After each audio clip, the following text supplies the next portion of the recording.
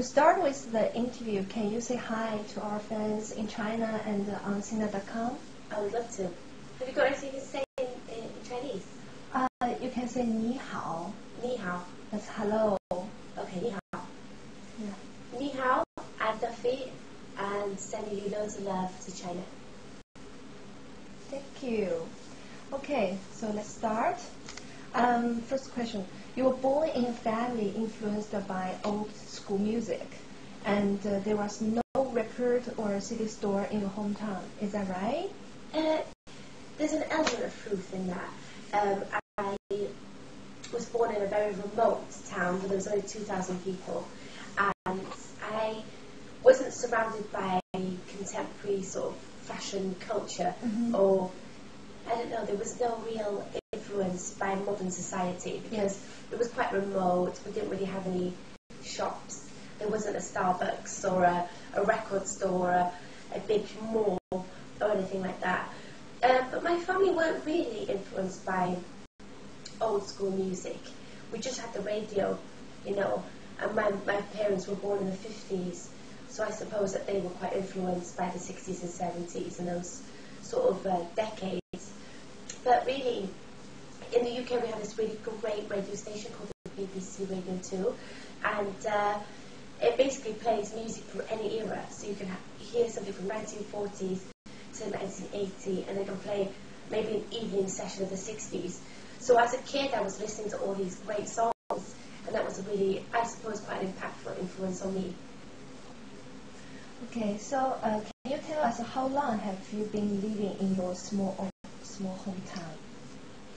I was born in a place called Bangor, and now it was a really gorgeous hospital, but now, you know, these days it's an hour from my house, and now it's a shopping centre, so it no longer is a hospital. So every time we drive past this thing, it's like this big shopping centre where I was born. It's really strange. And then Nevin is an hour away, and the roads are really windy, you know, and then the further you go, the sort of less and less people there is. And we're by the seaside, and it's really beautiful. And I was born there, and I lived there till I was, you know, 18 or 19 really. And I feel very lucky, because people think it was very remote and I had kind of a deprived upbringing, but really, you know, it was a really wonderful place to be. So you like the old school music very much. Why this kind of old school music influenced you, not the modern music in nowadays? I don't really know. You know, when I listen to songs from the 1940s or the 50s, you know, and then through to Motown in the 60s, there's always an element of elegance.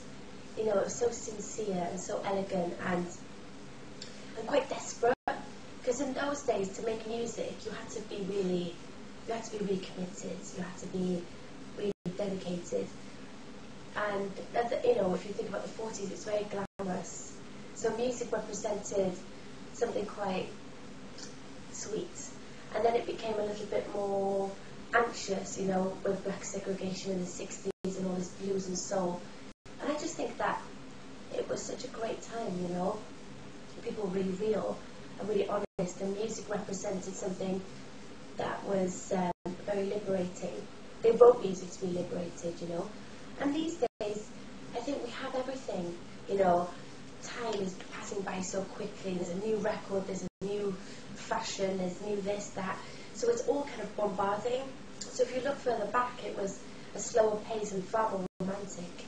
And so I just think I love all those sort of things, really. So you met Bernard in 2004 through Jeanette, and then you collaborated with Bernard and wrote the hit song Warwick Avenue. We are interested in your experience of making a soul song with a rock guitarist.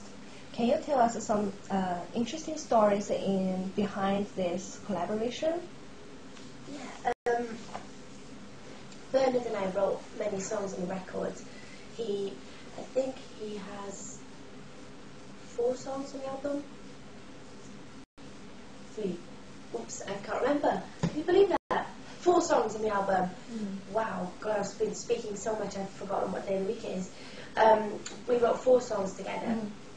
I wrote another 4 songs with Jimmy Hogarth and Ed White. and I wrote 2 songs with Steve Booker that I met at the very end of the whole record process. And Bernard and I didn't write Warwick Avenue together. We wrote Serious. So you are right, there is an element of soul in that, and he is a rock guitarist, I suppose. But he's a very bluesy guitarist as well. You know, we wrote Silver and Honey together, and Rock Ferry, which was quite angst. So together we seem to sort of create this kind of soulful thing, you know. And I suppose he'd had experience in that with McCall Butler, but working with him was really great and quite easy, really. You know, we just sit around the table talking, and then we'd play some music and we'd have these songs. It wasn't really as intellectual as some of the other things that I've had to do. You know, he's just such an artist, it came very natural. Cool. So we talk about the Warwick Avenue. Who wrote the melody for it? Because actually Chinese fans are very like this song because a part of the melody is very similar to a very popular Chinese music. Very popular song, yeah. Oh my God, do you know what? This is so weird because I was in Sydney about 2 years ago. My sisters were travelling Australia and I went up to visit them, and I was washing my hands in a communal bathroom and somebody was going honestly, right? And do you know what? I got shivers because my album wasn't out. So I looked at this girl and was thinking, this totally makes sense now. I'm getting it. Yes. Because I thought, like, this is too weird. I don't know if I've ever told you about this, but it was too weird. That's right. So that's the song. That's the song, Oh my God, you don't understand. Because I ran out of the toilet and said, somebody's just singing, the girl's singing Warwick Avenue in the toilet. How can she see it? Because it's not even out yet. So totally weird. But, yeah, I wrote the melody to that song. Yeah, that's spooky. Yeah. We really didn't expect. The first time when we listened to this song, we got shocked. Said, wow, how come? Because this song actually is very, very popular in China. Even like our parents' generation. It's like a classic song. Yeah, very classic song. Yeah. Spooky. The name of this song is Story from a Small Town, like that. Really? Yeah. And it's Do any of you have it? I don't have right now, but we can send to you. I need to hear that. Yeah. Wow. Okay, let's talk about Mercy. We like Mercy very much, and we know it's also from the movie Sex and the City. So do you like watching TV series or movies? Have you watched this movie, the Sex and the City? Which version you like better? I saw the movie Sex and the City just on a plane on the way here, actually, and I thought it was really great. And it's not really in the film; it's more kind of associated to the vibe of the film, so it's on the soundtrack. And sort of, kind of, I think it's the build-up to the film. If you go to the cinema, they play it, you know, before the film. And yeah, I thought that was really great because it's very contemporary, you know, female strength. And I thought that was really, really quite an honour to be associated with that. But I don't watch much TV myself.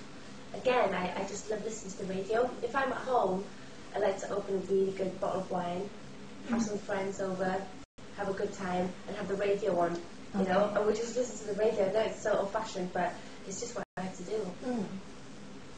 So we know, like, we have 2 versions of Mercy's and Beauty. American version and the original version. So can you tell us why it's like 2 versions and any interesting stories? The first version that we did, which to me is the original version, you know, the British version, it's the only version that really counts to me in my mind, you know. We did an American version, but it was only for fun, you know, it was only so that we could have a different performance. But the true video, music video, is the British one. And the symbol for that was very much about Northern Soul.